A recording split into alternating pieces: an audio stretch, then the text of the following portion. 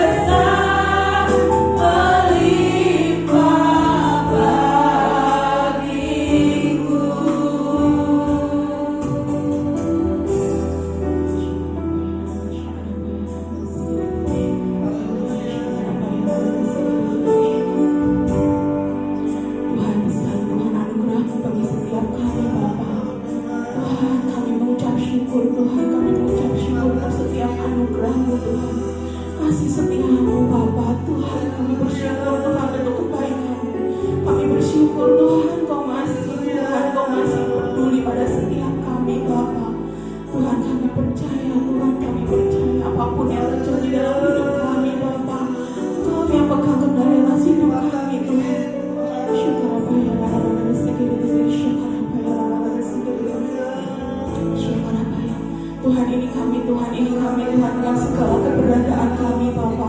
Ini kami Tuhan dengan segala keadaan kami Tuhan. Kami mau merendahkan hati terlebih dahulu di hadapan-Mu Tuhan. Layakan setiap kami Tuhan, layakan setiap kami Tuhan. Untuk kami memohon pengampunan terlebih dahulu di hadapan-Mu Bapa. Ampuni setiap kami Tuhan, ampuni setiap kami Tuhan. Untuk kami layak, untuk kami dapat terhubung dengan-Mu Tuhan. Untuk kami dapat mendengarkan setiap pesan-pesan firman-Mu Bapa. Ampuni terlebih dahulu kami Tuhan. Tahirkan kami terlebih dahulu Tuhan. Untuk hati kami menjadi murni Tuhan. Untuk hati kami Kau ubahkan Tuhan. Berikan kami hati yang baru terlebih dahulu Bapa. Jangan ada satupun yang dapat menghalanginya Tuhan. Setiap penghalang-penghalang kami patahkan, kami hancurkan kuasanya demi nama Tuhan Yesus. Tuhan, biarkan Tuhan kami membuka hati kami selebar-lebarnya untuk mendengar firman-Mu Tuhan. Dan biarkan setiap firman-Mu Tuhan yang tertabur itu adalah menjadi benih di dalam hati setiap kami Bapa. Tuhan, bahkan Kau sendiri Tuhan yang membeban setiap luka-luka yang ada pada hati kami Tuhan. Ampuni kami Tuhan, ampuni kami Tuhan. Ini kami dengan segala keterbatasan kami. Kami mengakui di hadapan-Mu Bapa. Kami mengakui di hadapan-Mu Tuhan. Ini hati kami yang penuh luka. Ini hati kami yang penuh dengan bercak-bercak kekotoran Tuhan. Ampuni kami terlebih dahulu Tuhan. Layakan kami Bapa, layakan kami. Jangan biarkan hati kami menjadi hitam. Tetapi Tuhan, kami minta hati yang baru di hadapan-Mu Bapa. Karena Kau yang menyelidiki hati kami sampai kedalaman hati kami Tuhan. Tuhan, hanya ini yang kami minta, hanya ini yang kami punya. Hanya ini Tuhan yang kami punya. Kami mau menyerahkan hati kami ke dalam tangan-Mu Tuhan. Engkau yang beracara Tuhan, Kau yang beracara. Bahkan Kau yang pegang kendali atas segala sesuatunya Bapa. Kau yang berdaulat atas hidup kami Tuhan. Paksakan kami Tuhan, paksakan kami Tuhan untuk kami melakukan segala kehendak-Mu Tuhan. Paksakan kami Tuhan untuk kami melakukan setiap rencana-Mu di dalam hidup kami. Bukan kami melakukan rencana kami Tuhan, bukan kami melakukan kehendak kami Tuhan, tetapi biarkan Tuhan kami menjadi bencana-bencana yang siap di hadapan-Mu Tuhan. Kami siap Engkau pakai. Siapapun kami Tuhan, kami percaya saat Engkau melayakan kami Tuhan. Kami siap saat kami berjalan bersama dengan-Mu Tuhan. Tidak ada satupun rintangan yang dapat merintangi kami Tuhan. Dan kami harus dapat menyelesaikan destiny kami sampai akhir Tuhan. Tuhan, terima kasih Tuhan, terima kasih Tuhan. Ini adalah waktu-Mu Bapa, ini adalah waktu-Mu Roh Kudus. Kami mengundang Engkau, kami mengundang Engkau hadir.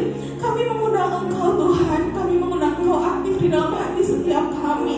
Biarkan Tuhan segala sesuatu Tuhan, Engkau yang berbicara pada setiap kami Tuhan. Sembunyikan aku di balik salib-Mu Bapa. Biarkan ini adalah acara-Mu Tuhan, ini adalah mesbah-Mu Tuhan. Aku hanyalah perpanjangan tangan-Mu Tuhan, aku hanyalah alat-Mu yang mau dipakai Tuhan. Biarkan Kau sendiri Tuhan yang berbicara pribadi lepas pribadi. Kami serahkan Tuhan, aku serahkan semuanya Bapa ke dalam tangan kasih-Mu Tuhan. Terima kasih Tuhan, terima kasih Tuhan. Segala hormat, puji, syukur kami hanya bagi-Mu saja. Haleluya, puji Tuhan, amin. Shalom.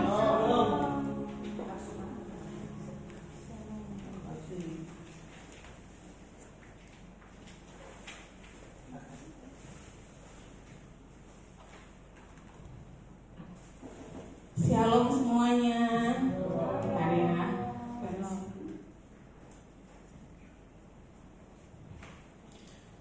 Tema minggu ini dari GBI, kesucian dan pemakaian Tuhan.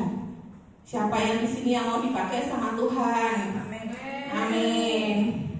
Semua mau dipakai ya sama Tuhan ya. Yuk kita sama-sama belajar. Kita buka di 2 Timotius 2 ayat 20 sampai 21. Hari ini ayatnya cuma sedikit banget. Berarti khotbahnya cuma sebentar. Cuma 2 ayat. 2 Timotius 2 ayat 20 sampai 21. Bacain ya. Dalam rumah yang besar bukan hanya terdapat perabot dari emas dan perak, melainkan juga dari kayu dan tanah.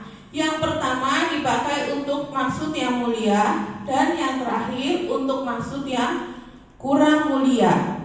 Jika seorang menyucikan dirinya dari hal-hal yang jahat, ia akan menjadi perabot rumah untuk maksud yang mulia. Ia dikuduskan, dipandang layak untuk dipakai tuannya, dan disediakan untuk setiap pekerjaan yang mulia.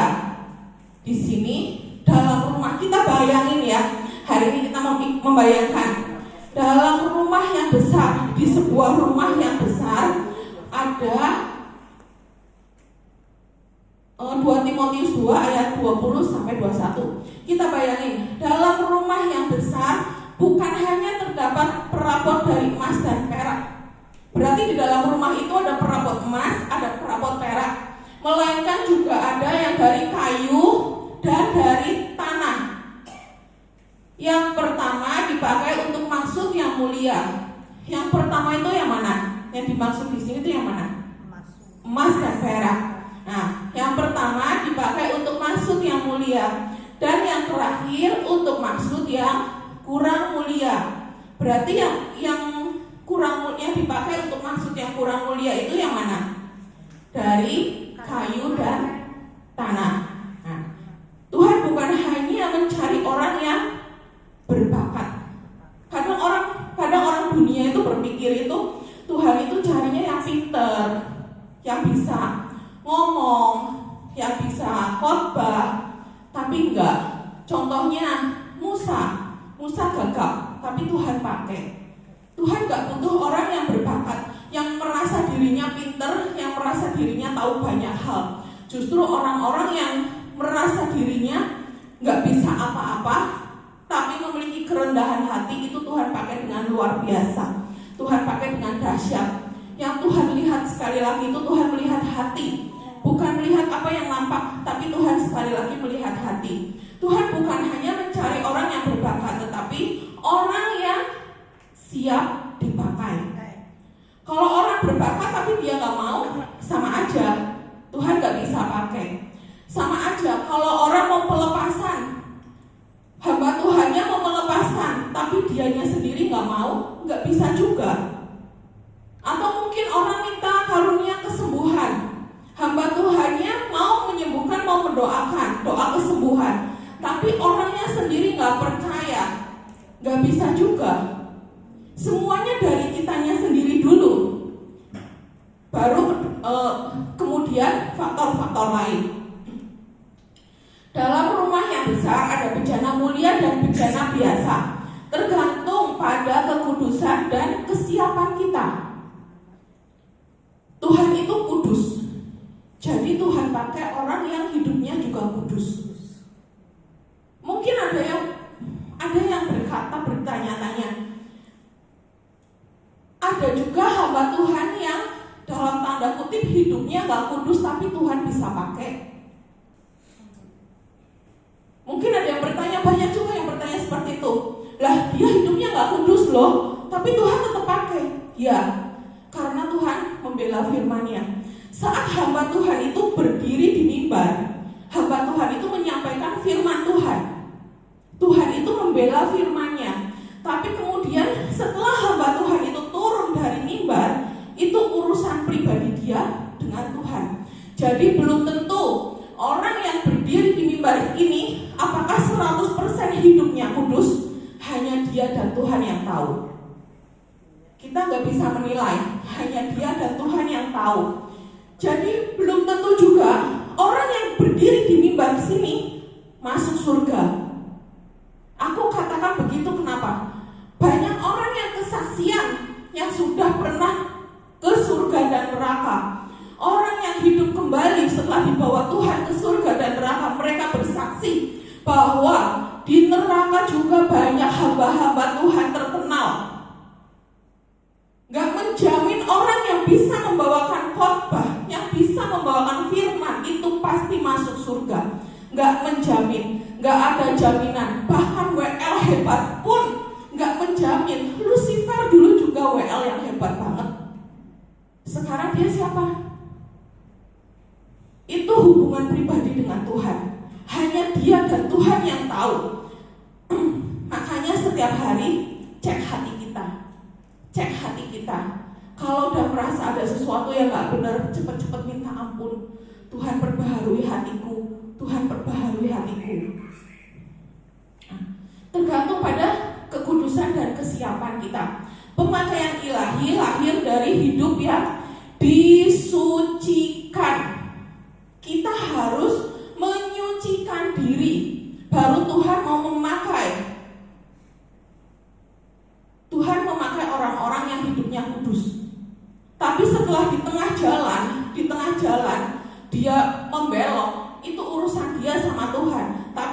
Tapi Tuhan masih tetap membela firman-Nya. Kesembuhan banyak terjadi enggak? Masih terjadi. Walaupun orang itu yang hamba Tuhan itu sudah hidupnya enggak kudus, tapi kesembuhan masih terjadi, masih terjadi. Tuhan selalu membela firman-Nya. Karena apa yang dikatakan Tuhan itu selalu ya dan amin. Tuhan enggak pernah ingkar janji. Itu yang pertama. Yang kedua, Tuhan juga melihat iman yang sedang disembuhkan. Bukan hanya imannya hamba Tuhannya saja, semua ada berkaitannya. Itu. Terus gimana sih agar hidup kita dipakai Tuhan? Tadi katanya mau hidupnya dipakai Tuhan. Gimana sih? Persiapan apa sih yang harus kita siapkan untuk hidup kita dipakai Tuhan? Yang pertama, kita harus mempersiapkan diri tentunya. Kita harus mempersiapkan diri kita. Dalam artian di sini mempersiapkan diri nggak perlu kepo sama orang lain. Kita cek diri kita sendiri. Dalam tanda kutip kalau aku bilang egoisnya bukan egois apa. Kita cek dulu hati kita seperti apa. Kita introspeksi dulu hidup kita tuh gimana sih. Nah, nggak perlu kepo ngurusin orang lain begini begitu, masa bodoh. Kalau aku sekarang lagi belajar seperti itu. Masuk surga tuh gak gandeng-gandengan. Yang penting kalau aku tahu dia salah, aku udah ngomongin. Kalau dia mau gak mau atau dia ditegur marah, masa bodoh lah. Masuk surga gak gandeng-gandengan. Yang penting aku udah ngomong, aku gak berhutang darah dengan dia. Titik. Itu bagianku sampai di situ. Selain itu aku harus introspeksi diriku sendiri. Nah itu. Terus Tuhan memakai orang yang bersedia, bukan hanya yang memiliki kemampuan. Kerelaan hati menjadi kuncinya. Di sini orang berpikir ya, dipakai Tuhan itu enak. Kalau mau jujur, sebenarnya banyak gak enaknya. Kalau mau jujur, jadi pelayan Tuhan itu sebenarnya banyak gak enaknya. Benar, tanya si dia. Tanya aku juga, banyak gak enaknya. Benar, kita diproses banyak hal. Kita dituntut banyak hal. Kita harus melebihi dengan jemaat di dalam banyak hal. Itu tuntutan itu. Ya seperti itu. Orang lihat enak ya jadi pelayan Tuhan, enak ya jadi hamba Tuhan. Kalau mau jujur itu yang terjadi sebenarnya seperti itu. Yang enak apa? Tapi dari proses itu membawa kita semakin dekat dengan Tuhan. Karena apa? Karena kita semakin banyak nangis, benar. Jadi pelayan Tuhan itu lebih banyak nangis daripada jemaat-jemaat biasa. Kita nggak pernah ngumbar tangisan aja di depan jemaat. Kita lebih banyak nangis di dalam doa, di dalam penyembahan. Bahkan cuma waktu duduk pun kita udah meleleh. Nah itu apa ya? Jadi banyak orang yang pengen, tapi orangnya tuh gak siap. Karena melihatnya dari depannya saja. Seperti anak-anak Isai. Daud apakah menunjukkan dirinya waktu mau dipakai? Enggak. Daud malah gak tahu. Kakak-kakaknya semua orang-orang hebat, tentara-tentara. Daud lagi membalakan domba, tapi itu yang dicari Tuhan. Itu yang Tuhan mau. Tuhan itu selalu melihat hati. Tuhan melihat kesetiaan Daud. Daud dikasih 2-3 ekor kambing domba aja dia tetap setia, tetap memuji, tetap sukacita. Nah, Tuhan melihat hati yang siap, bukan sekedar kemampuan. Kita buka ya di 1 Samuel 16 ayat 7.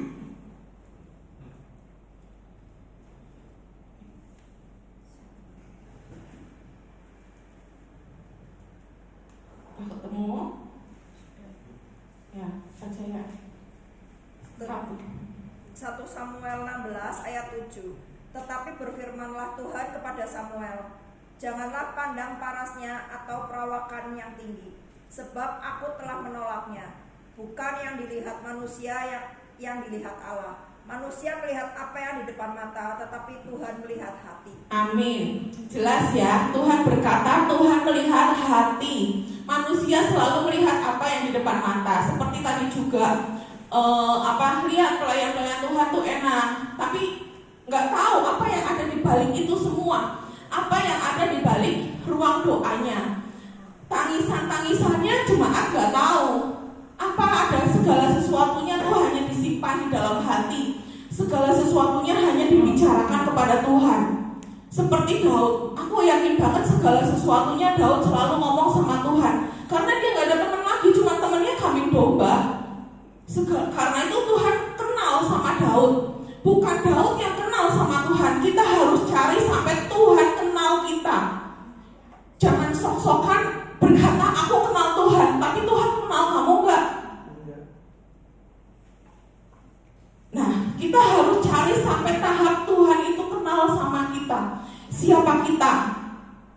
Tanya sekali-kali dalam doa, Tuhan, Engkau kenal gak sih sama aku? Di hadapanmu tuh aku ini siapa? Sekali-kali doa, tanya sama Tuhan seperti itu. Sama aja kalau kita mau ke rumah teman, kita sok kenal, tapi ternyata teman kita mau masuk rumahnya, tapi ternyata teman kita bilang, loh kamu siapa? Aku gak kenal kamu. Apa boleh masuk? Gak boleh masuk. Begitu juga saat kita mau pulang ke surga nanti. Yang punya surga itu siapa? Tuhan Yesus. Kita mau masuk ke surga. Kalau Tuhan berkata, kamu siapa? Aku gak kenal. Ya kita gak masuk, gak boleh masuk surga. Kita harus kenal dengan pemiliknya dulu. Kejar sampai Tuhan kenal kita.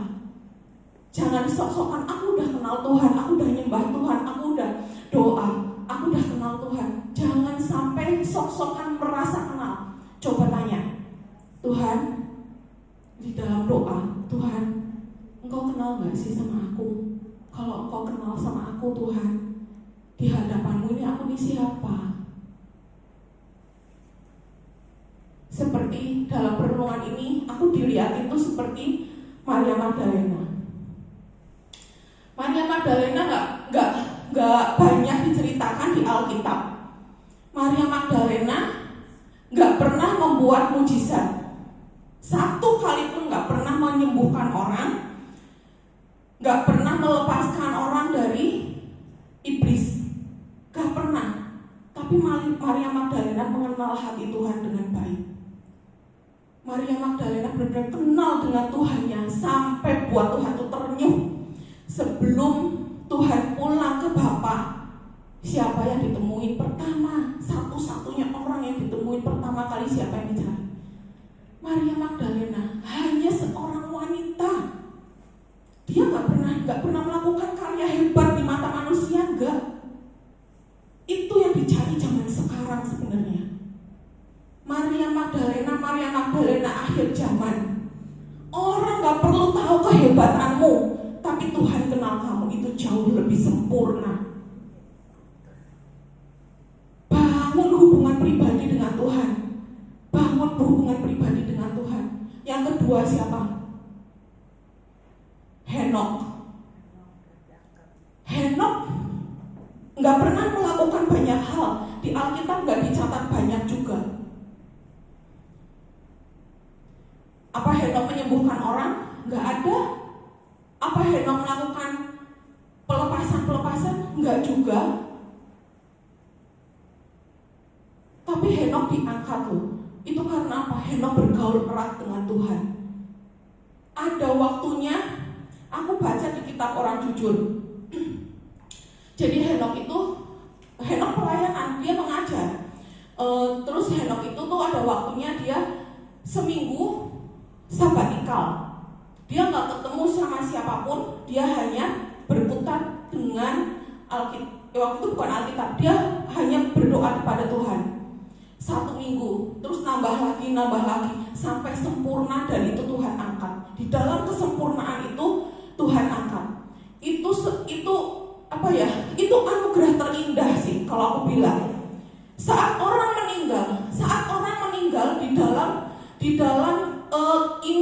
itu berada di puncak-puncaknya, itu adalah anugerah terindah yang didapat orang itu waktu di bumi. Aku pun sering berdoa seperti itu.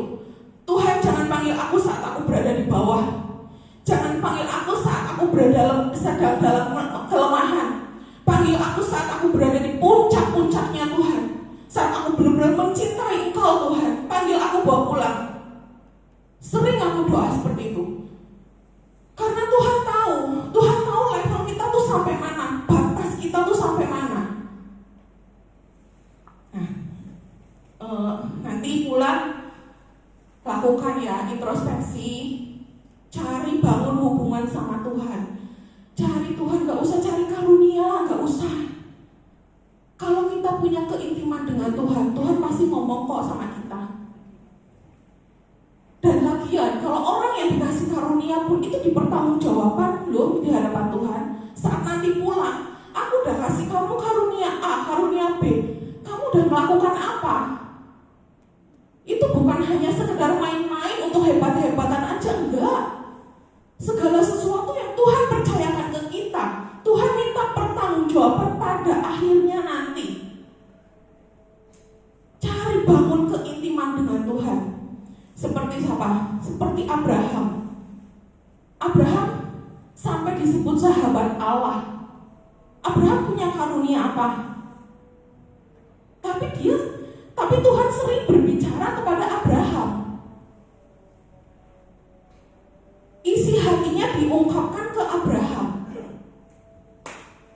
Nah itu, benar-benar cari Tuhan sampai Tuhan tuh kenal sama kita.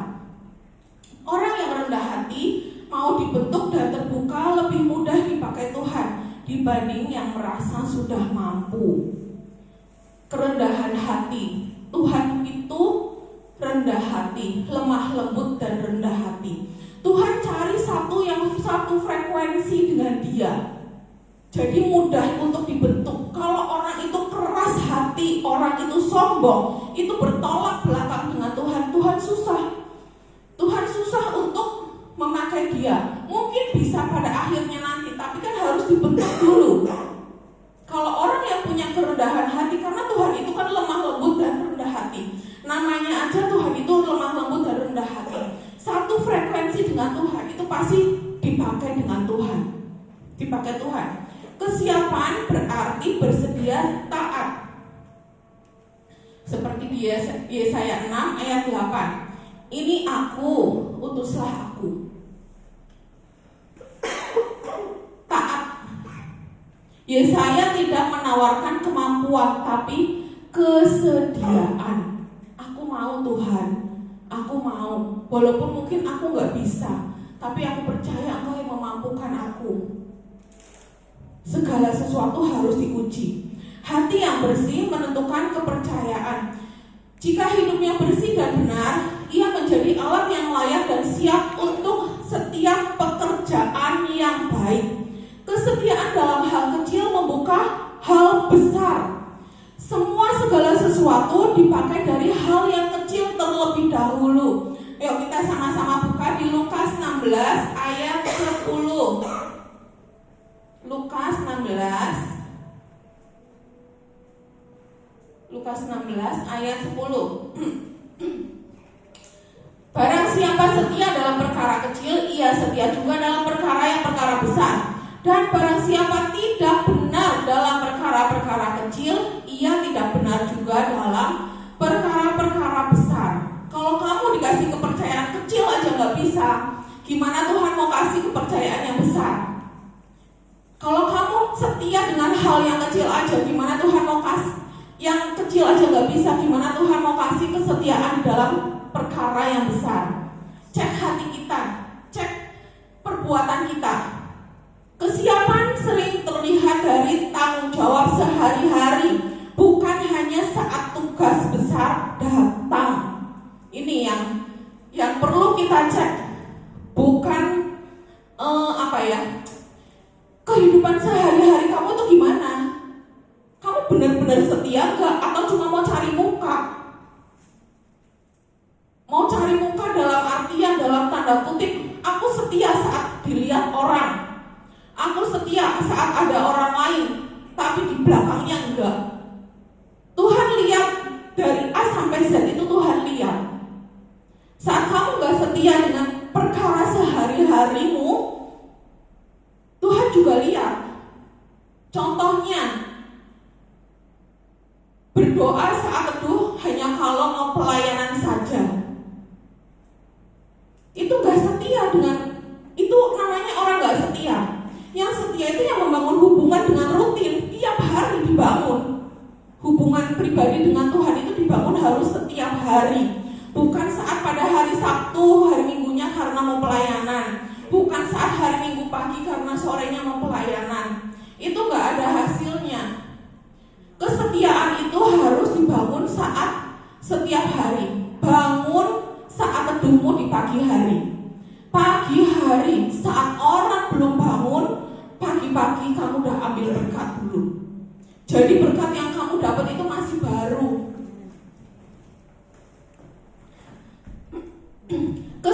Kesiapan berarti rela memasuki perjalanan rohani untuk dibentuk, diajar, dan diproses oleh Tuhan. Musa dipersiapkan puluhan tahun sebelum memimpin bangsa Israel. Saat ini Musa juga diproses adanya pembentukan karakter juga. Terus yang kedua, tadi yang pertama kesiapan diri. Yang kedua, kekudusan hidup. Gimana sih orang yang mau dipakai Tuhan itu hidupnya harus kudus. Bejana mulia adalah bejana yang disucikan dari hal-hal yang najis. Tadi kan dikatakan di 2 Timotius 2 ayat 20 sampai 21 kan ada yang mulia dan yang ya. Bejana mulia itu bejana yang disucikan dari hal-hal yang najis. Hal-hal yang najis itu apa sih? Hal-hal yang tidak berkenan di hadapan Tuhan, yang Tuhan gak suka. Kesombongan, iri hati, dengki, angkuh, amarah, dan yang lain sebagainya itu najis di hadapan Tuhan. Bersihkan dulu hati kita. Disucikan berarti dibersihkan dari hal-hal yang jahat. Tuhan itu kudus, jadi alatnya juga harus kudus. Kenapa alatnya harus kudus? Kalau nggak malu-maluin Tuhan, nggak usah mikir macam-macam. Kenapa alatnya harus kudus? Kalau nggak ya malu-maluin lah, malu-maluin Tuhan. Bukankah kita harus membuat nama Tuhan itu besar? Bukankah kita ini sebagai cerminan terbuka loh? Orang-orang Kristen itu adalah cerminan terbuka, akuarium kaca yang semua orang dapat melihat dari berbagai sudutnya. Kalau hidup kita najis, kita mempermalukan Tuhan. Karena orang pasti ngomong, salah satunya mungkin ya ngomong kayak gini, kok agamanya katanya Kristen, agama Kristen katanya memancarkan kasih, mana kasihnya kamu? Itu salah satunya, itu mempermalukan Tuhan.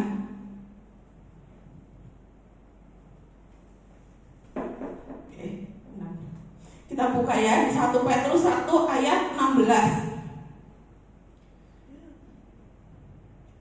1 Petrus 1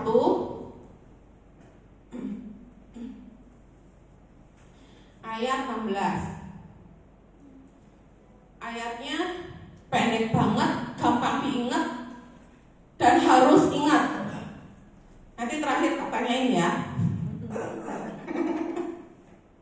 1 Petrus 1 ayat 16. Apa bunyinya?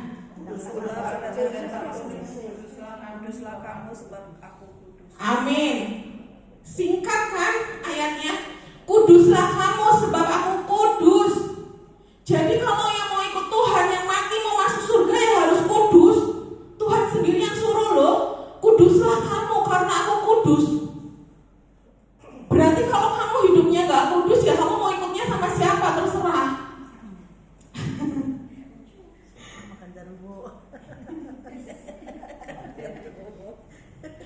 Orang yang dipakai Tuhan perlu mencerminkan sifat Tuhan sendiri. Jangan mempermalukan Tuhan. Kekudusan membuat hidup kita siap dan layak menjadi alat Tuhan. Sebenarnya sih, kalau kita jaga kekudusan itu yang untung siapa sih? Kita atau Tuhan? Kita sendiri. Sama Tuhan juga kita disayang,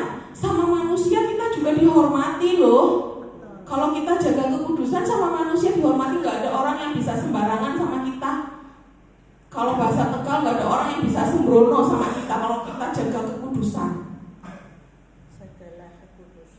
Karena dosa itu menghambat hubungan kita dengan Tuhan.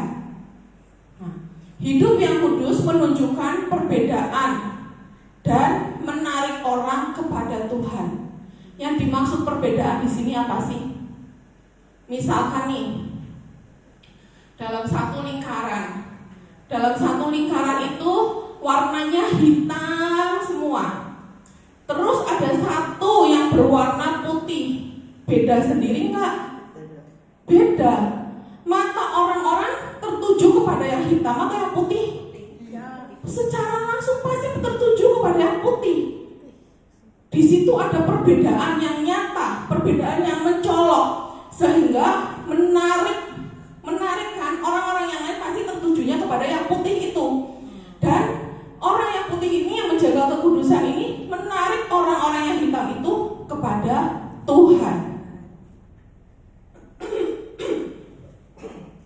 Tuhan tidak mencari orang yang sempurna, tapi orang yang mau hidup disucikan dan terus bertumbuh dalam kekudusan. Jadi kekudusan itu, Tuhan itu gak mati.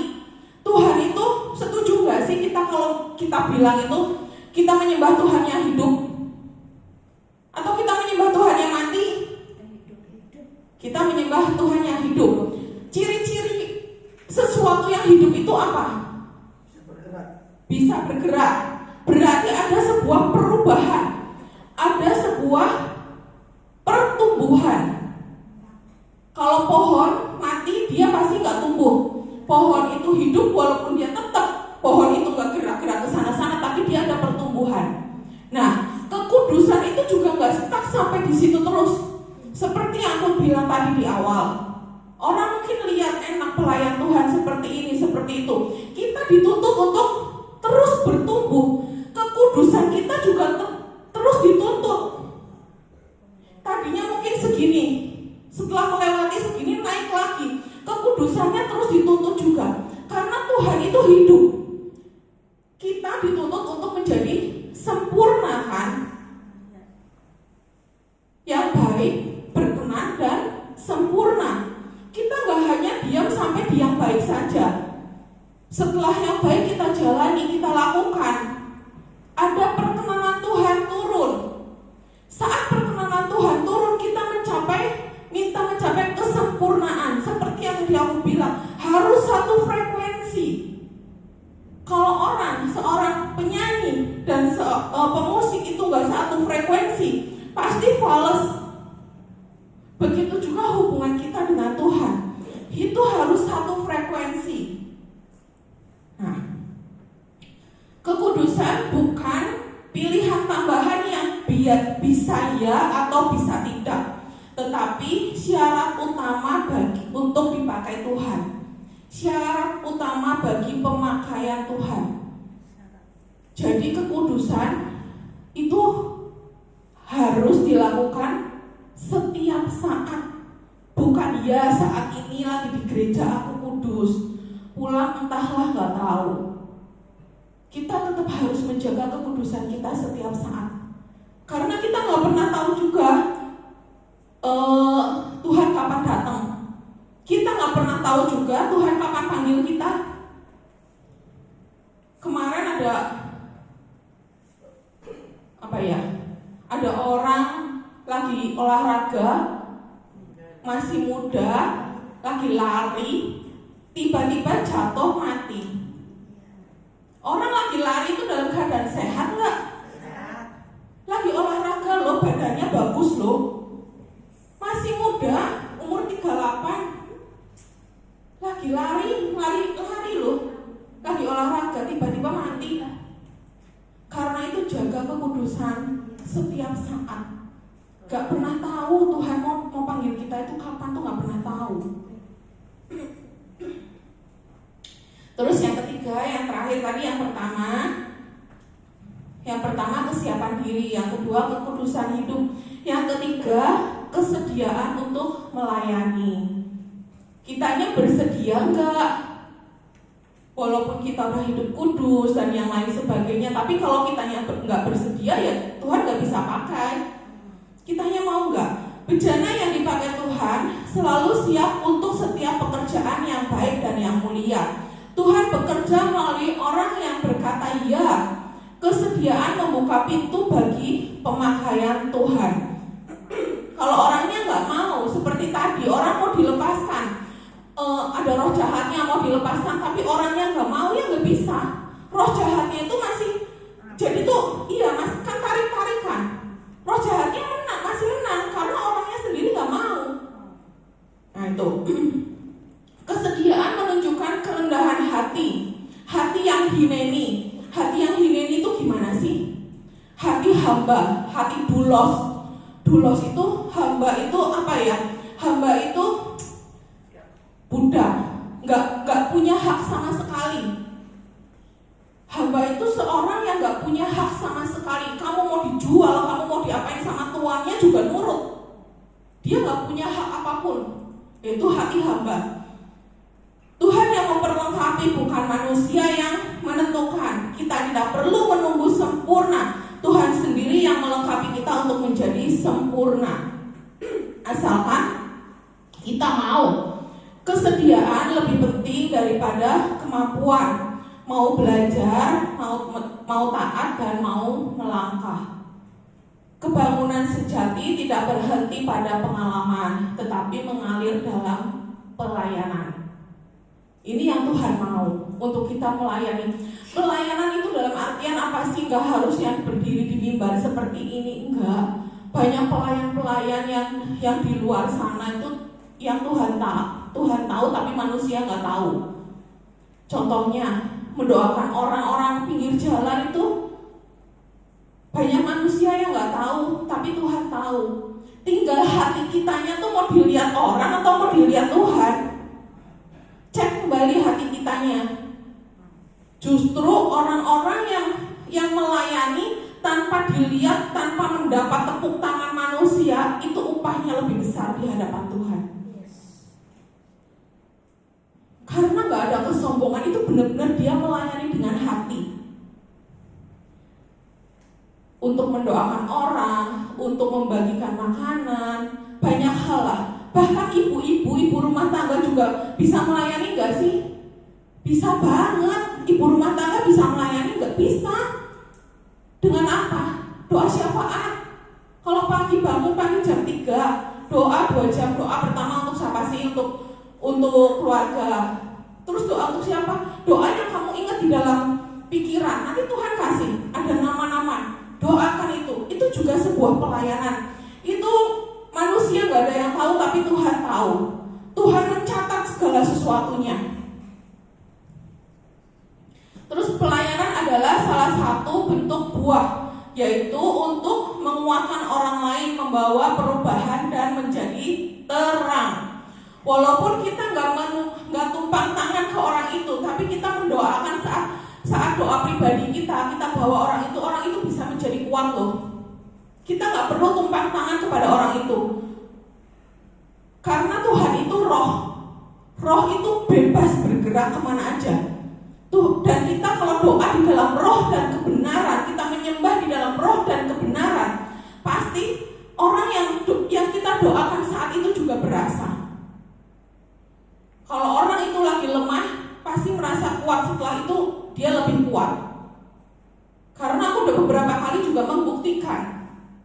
Nah, hidup yang dipulihkan bukan hanya dinikmati, bukan hanya dinikmati sendiri, namun akan menjadi berkat bagi banyak orang. Saat kita menjadi berkat bagi banyak orang, revival terjadi enggak? Pertobatan terjadi enggak? Lebih banyak anak-anak pulang ke rumah Bapak enggak? Itu yang sebenarnya harus terjadi. Dan sekarang ini lagi digembang-gembangkan, lagi digaung-gaungkan untuk penginjilan sampai ke pelosok-pelosok. Revival harus terjadi. Karena kalau kedatangan Tuhan itu semakin lama, semakin banyak yang gak selamat. Kita lihat perang sampai sebegitunya, efeknya pasti udah kemana-mana. Di Indonesia aja udah berasanya apa? Harga-harga pada naik pertama. Kedua, bahan baku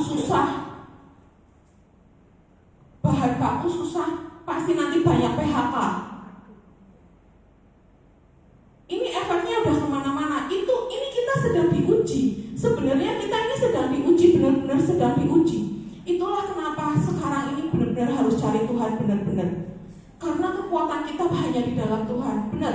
Kalau lihat ke depan, nggak kuat, nggak ada manusia yang kuat.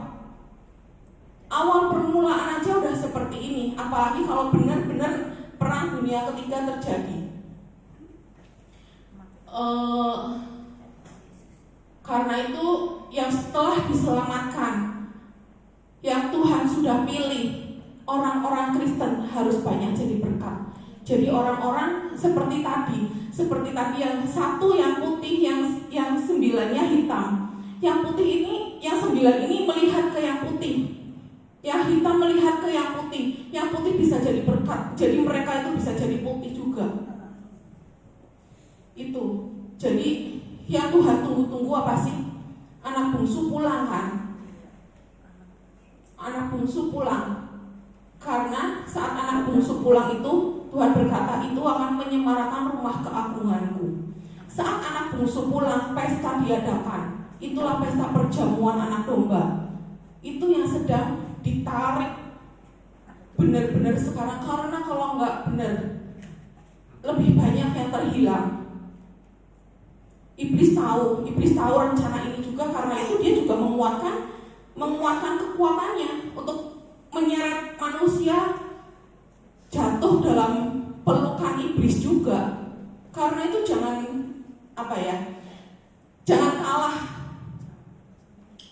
kalah dengan kemalasan kita, mau bangun pagi males. Jangan kalah dengan keegoisan kita.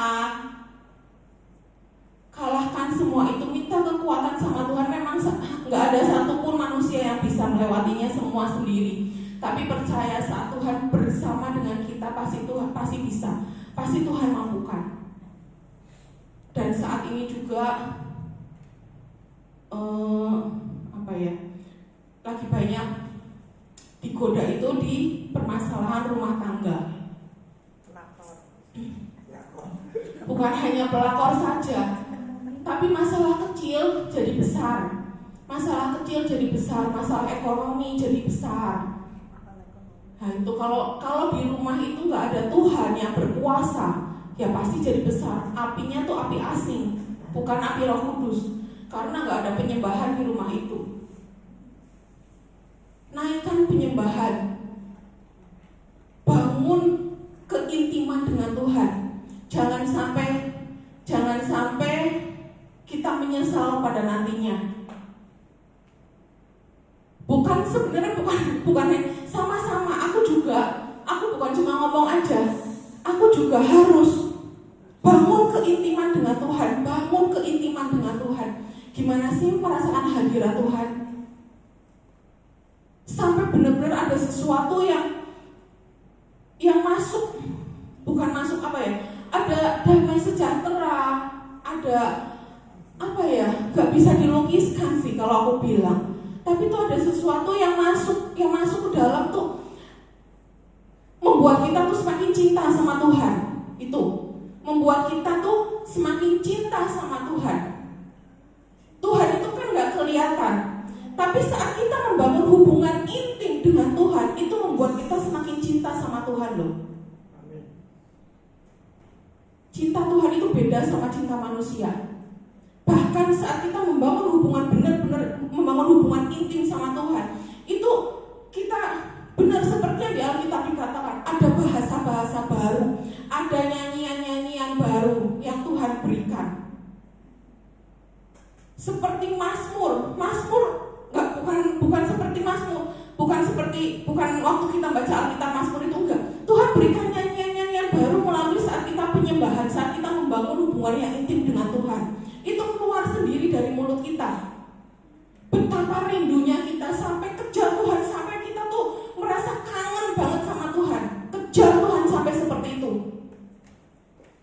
Kalau diibaratkan itu seperti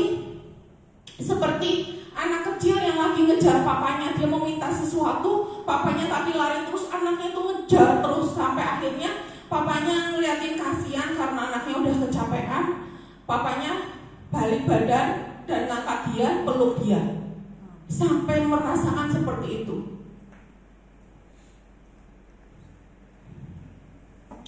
Tuhan, terima kasih Tuhan. Firman-Mu telah disampaikan Bapa.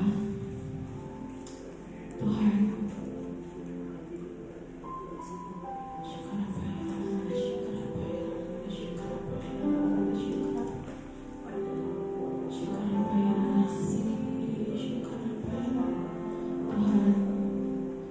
kalau hamba-Mu boleh berhenti berbicara Tuhan, tetapi aku minta Tuhan, Engkau tak pernah berhenti berbicara Tuhan kepada setiap anak-anak-Mu yang datang pada sore hari ini Tuhan. Firman Tuhan, Kau yang beracara atas hidupnya Tuhan, Kau yang beracara atas hidupnya. Tambahkan cintanya kepadamu Bapa, tambahkan cintanya kepadamu Tuhan.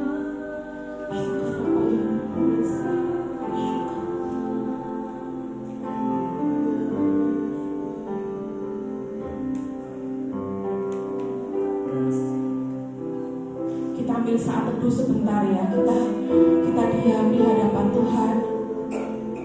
Kita ambil saat teduh sebentar saja. Rasakan Tuhan.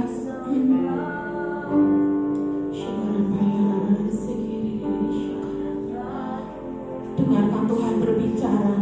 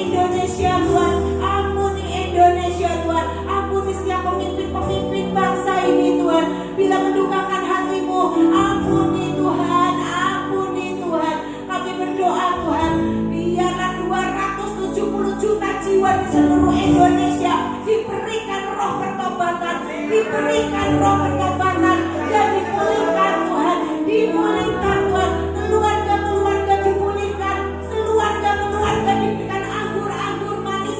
Biarlah hati Bapa kembali kepada anaknya, hati anak kembali kepada Bapa. Tuhan, lawat generasi muda di seluruh Indonesia, bangkitkan generasi muda di seluruh Indonesia Tuhan, untuk membawa bangsa ini keluar dari resesi dengan cara-Mu Tuhan, dengan cara-Mu. Lawat semua yang di dalam pemerintahan Tuhan, curahkan hati Bapa supaya semua yang di dalam pemerintahan mengerti kesusahan rakyatnya Tuhan. Lawat Tuhan, lawat pemimpin-pemimpin bangsa ini Tuhan, lawat pemimpin bangsa ini Tuhan. Diberkatilah setiap hasil-hasil bumi, hasil-hasil tambang, hasil-hasil lautan di seluruh Indonesia.